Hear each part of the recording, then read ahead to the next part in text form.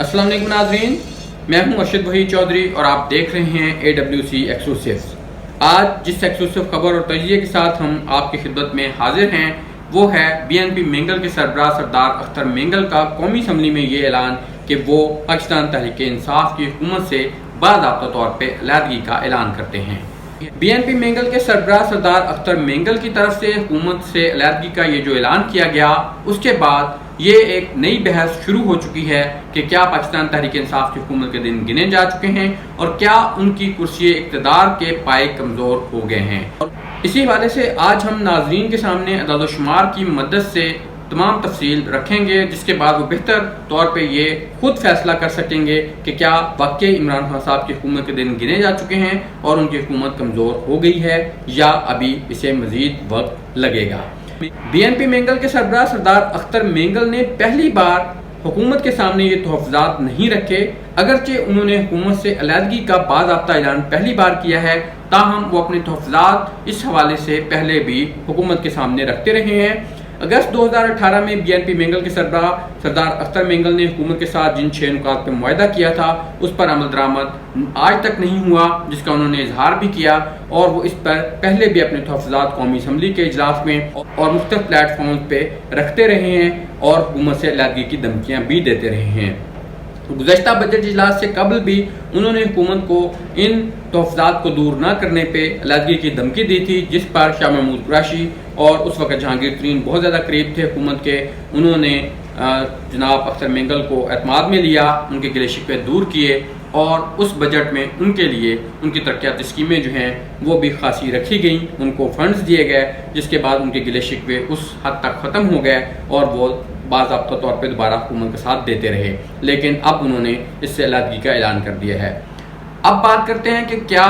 पाकिस्तान तहरीक इंसाफ की हुकूमत के यहाँ इत्तेहादी गुज़श्ता जिस तरह वो पहले भी करते रहे हैं इस दफ़ा भी ऐसा ही करेंगे कि वो वापस आएंगे या नहीं। तो इस हवाले से हमारी मुख्तलिफ जो बलूचिस्तान के रहनुमा हैं उनसे भी हमारी बात हुई है, जो कौमी असम्बली में जो दीगर इत्तेहादी जमातों के रहनुमा हैं, जो ख़ास तौर पर सरदार अख्तर मेंगल के साथ उनकी काफ़ी ज़्यादा सलाम दुआ है, उनसे भी हमने जाना तो उनका ये कहना था कि सरदार अख्तर मेंगल ने इस बार अपनी जो मरकज़ी उनकी मजलिस शूरा है या उनकी जो एक एग्जेक्टिव बॉडी है उसके साथ तफसीली मुशावरत की और उसके बाद उन्होंने जो दीगर अपनी जो हम ख्याल जमातें थीं उनके साथ भी खासी तवील मुशावरत के बाद ये फैसला किया है। तो इसलिए उनके अपने खासे स्टेक होंगे अगर वो दोबारा अपने अल्फाज वापस लेते हैं और दोबारा वो हुकूमत का साथ शामिल होते हैं, तो यकीनन उनके लिए सियासी तौर पे एक नुकसानदेह अमल होगा। तो इस चीज़ का इम्कान खासा कम है कि वो वापस अपना फ़ैसला उस पर यू टर्न लेते हुए पाकिस्तान तहरीक इंसाफ की हुकूमत के दोबारा इत्तेहादी बन जाएँ।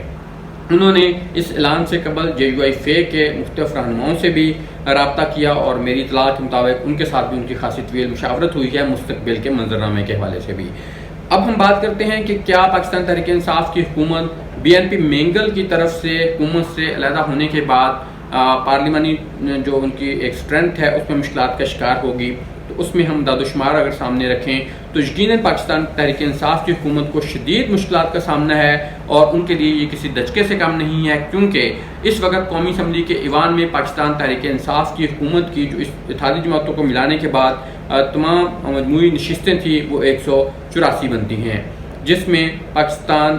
तहरीक इंसाफ के साथ ये BNP मेंगल के 4 अरकान जो हैं वो भी इत्तेहादी थे। तो अब उनकी तादाद रह के 180 जो है वो बाकी है और इस 180 अरकान को अगर आप देखें इस हवाले से कि वज़ीर आज़म पाकिस्तान की कुर्सी पे फायज़ जनाब इमरान खान साहब जो हैं उनकी इक़्तिदार की कुर्सी के लिए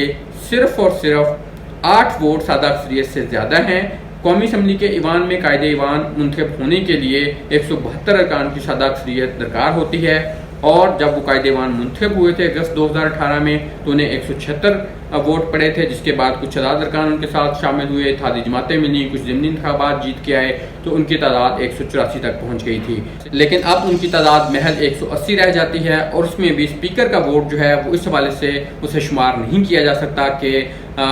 अगर तो कायदे ईवान का इंतखाब हो रहा हो और उस दौरान दोनों जो फ्रीकैन हैं जो मुतहारक جو جماعتیں ہیں ان کے جو امیدوار ہیں ان کے درمیان ووٹ برابر ہو جائیں تو تب ایک ڈیسائسو ووٹ ہوتا ہے اسپیکر کا اور وہ رائے شماری میں اس وقت کاؤنٹ ہوتا ہے، ادروائز وہ ووٹ بھی اس میں شامل نہیں کیا جاتا۔ تو اس طرح اسپیکر کا ووٹ بھی مائنس کرنے کے بعد پاکستان تحریک انصاف کو قومی اسمبلی میں صرف اس وقت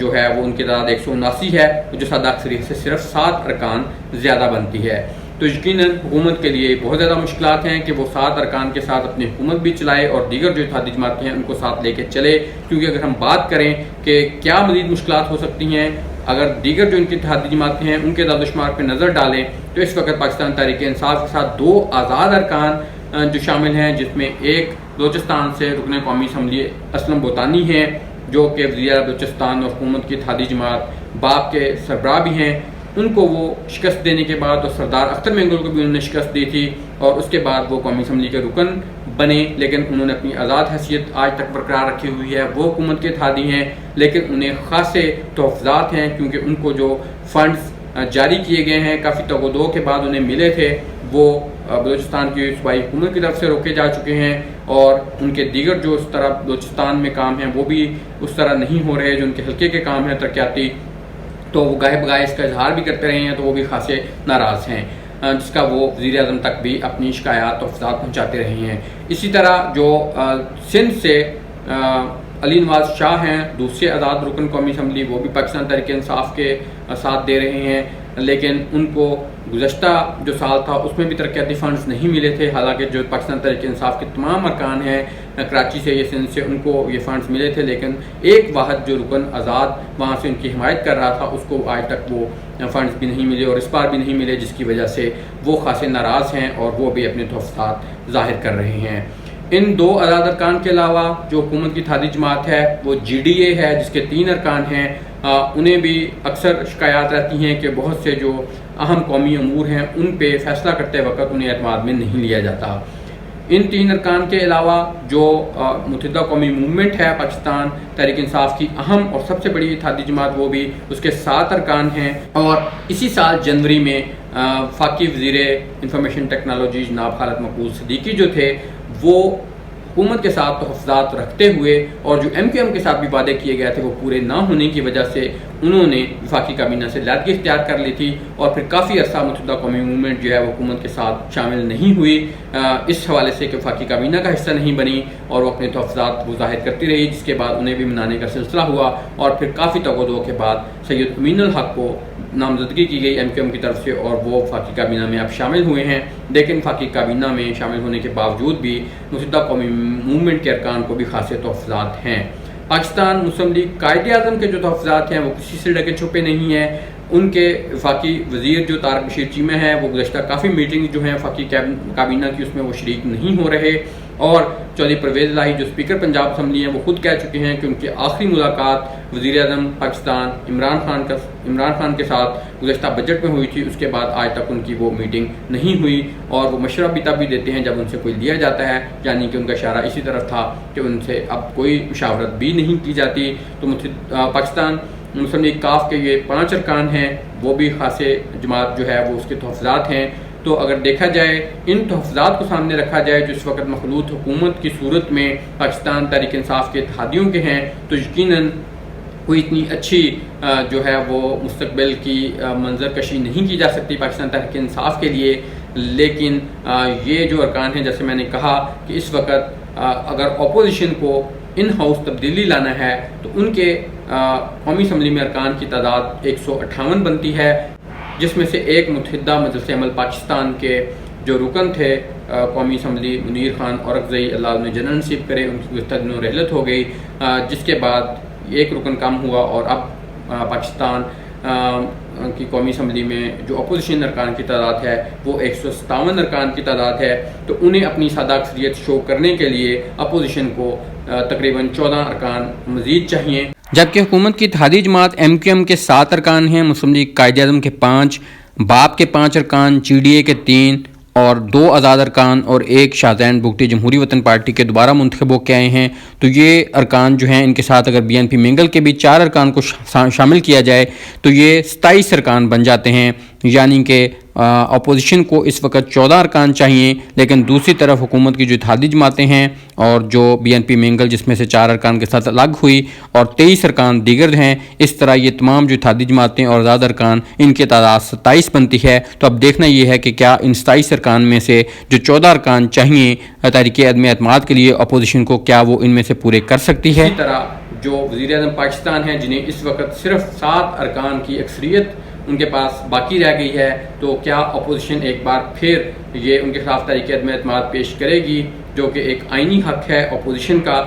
क्योंकि आइन का आर्टिकल 95 जो है ये अपोजिशन को ये आइनी हक देता है कि वो वज़ीर आज़म पाकिस्तान के खिलाफ तहरीक अदम एतमाद पेश करें। उसके लिए 20% सिर्फ जो ईवान के अरकान हैं उनकी तादाद चाहिए होगी पेश करने के लिए, और अगर वो तहरीक अदम एतमाद कौमी असम्बली में मौजूद अरकान की अक्सरियत उसे मंजूर कर देती है तो वज़ीर आज़म पाकिस्तान फिर अपने ओहदे पे नहीं रह सकते। लेकिन इसके लिए अपोजिशन को यकीनन एक काफ़ी ज़्यादा खासा इस पर होमवर्क करना होगा। दूसरी तरफ वज़ीर आज़म पाकिस्तान को अपनी इस जो एक बिल्कुल एक थिन अक्सरियत बाकी रह गई है उसको बरकरार रखने के लिए उन्हें अपनी इन तमाम इत्तेहादी जमातों को खासा मुतमईन करना पड़ेगा और उनको साथ लेके चलना पड़ेगा। उनकी जो पाकिस्तान की एक पार्लिमानी रवायात रही हैं, पाकिस्तान की सियासी तारीख रही है कि उनके तमाम जायज़ और नाजायज़ जो मुतालबात हैं फिर वो आपको मानने पड़ते हैं, वो मानने पड़ेंगे। लेकिन इसमें सबसे अहम चीज़ जो ये बात है या अहम नुक्ता है आखिर पे, वो हम ये कहना चाहेंगे कि पाकिस्तान में कोई भी हुकूमत और ख़ास तौर पर जो मौजूदा हुकूमत है ये इसके साथ जो इत्तेहादी जमातें इस वक्त बरकरार हैं, जो 2 आज़ाद अरकान बरकरार हैं, ये यकीनन तब तक पाकिस्तान तहरीक इंसाफ के साथ रहेंगे जब तक कि इनको पाकिस्तान तहरीक इंसाफ के साथ शामिल करने वालों की मंशा यही है, और ये तब तक पाकिस्तान तहरीक इंसाफ की छतरी पे बैठे रहेंगे जब तक कि इनको लाने वाले खुद नहीं चाहेंगे कि वो इनको तहरीक इंसाफ की छतरी से उड़ा दें। तो अब देखना ये है कि पाकिस्तान तहरीक इंसाफ की इस हुकूमत को बनाने वाले जो हैं और इन तमाम इत्तेहादी जमातों को पाकिस्तान तहरीक इंसाफ के खूंटे से बांधने वाले अगर ये फैसला कर लें कि उन्होंने अब पाकिस्तान तहरीक इंसाफ की हुकूमत की जगह इन हाउस तब्दीली लानी है, तो फिर ना सिर्फ चंद दिनों में अपोजिशन के नंबर्स भी पूरे हो जाएंगे, बल्कि पाकिस्तान तहरीक इंसाफ की ये बिल्कुल एक थिन जो अक्सरियत है ये अक़लियत में तब्दील हो जाएगी। तो आप इसके लिए दादोशुमार यकीनन मानी रखते हैं, लेकिन जैसे मैंने कहा कि ये दादोशुमार सिर्फ उसी सूरत में मानी रखते हैं कि अगर इन तमाम इत्तेहादी जमातों की अपनी विल हो, अपने फैसले हों। जैसे सरदार अख्तर मेंगल इन तमाम इत्तेहादी जमातों में एक वाहिद जो हुकूमत की इत्तेहादी जमात थी जो कि अपनी एक आज़ादाना सोच और फ़िक्र रखती थी और वो फ़ैसला खुद करने में किसी हद तक आज़ाद थी। लेकिन बाकी जो इस वक्त हुकूमत की इत्तेहादी जमातें हैं वो उनको लाने वाले जब ये कहेंगे या वो चाहेंगे कि अब इन हाउस तब्दीली होनी चाहिए, तो तब ये जमातें अपोजिशन की तरफ जाके शामिल हो सकती हैं। लेकिन उससे पहले तक ये सिर्फ दादोशुमार ही हैं, और चाहे एक वोट से भी पाकिस्तान की ये तारीख रही है कि यहाँ पर वज़ीर आज़म अपने ओहदे पे कायम रहे हैं, तो अब तो फिर इनके 7 वोट हैं। तो इसलिए उस हद तक अभी मामलात नहीं पहुँचे कि पाकिस्तान तहरीक इंसाफ की हुकूमत के यानी कि वज़ीर आज़म पाकिस्तान इमरान खान को इक़्तिदार का ख़तरा हो, लेकिन आने वाले वक्त में ये यकीनन ख़तरा बन सकता है अगर वो उन लोगों को मुतमईन ना कर सके। तो फ़िलहाल पाकिस्तान तहरीक इंसाफ के लिए ख़तरा सिर्फ यहीं तक महदूद है कि उसकी जो एक थिन मेजॉरिटी थी उसमें मज़ीद वो और थिन हो गई है, उसमें मज़ीद कमी हो चुकी है। लेकिन ये इत्तेहादी जमातें जैसा मैंने कहा कि तब तक उसके साथ रहेंगी या अपोजिशन की तरफ नहीं जाएंगी जब तक कि इनको लाने वाले जो हैं वो पाकिस्तान तहरीक इंसाफ की छतरी से इन्हें उड़ने का हुक्म नहीं देंगे। अरशद वहीद चौधरी को AWC एक्सक्लूसिव से इजाज़त दीजिए और इस चैनल को सब्सक्राइब करें ताकि आप आने वाले दिनों में मज़ीद अपडेट्स जो हैं उनके बारे में जान सकें। अल्लाह हाफ़िज़।